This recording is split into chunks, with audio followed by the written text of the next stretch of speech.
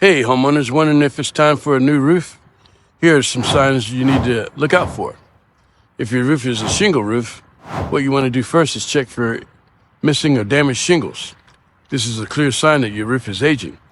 Next, you want to look for brown spots on your ceiling. And then after that, it's a good idea to go up into your attic and you're checking for any signs of daylight coming through the roof deck. If you see granules in your gutters, it means that your shingles are deteriorating also. Also, you want to watch out for any sagging roof lines, algae, or moss growth, which indicate moisture damage. And lastly, if your roof is over 20 years old, it might be time for a roof replacement in order to avoid bigger issues down the road. So if you think you might need a roof replacement, visit A1 Roofing's KangaRoof at KangaRoof.com for a free inspection and to also get expert advice. My name is Maurice, and we're here to help keep you covered from the elements. And thank you.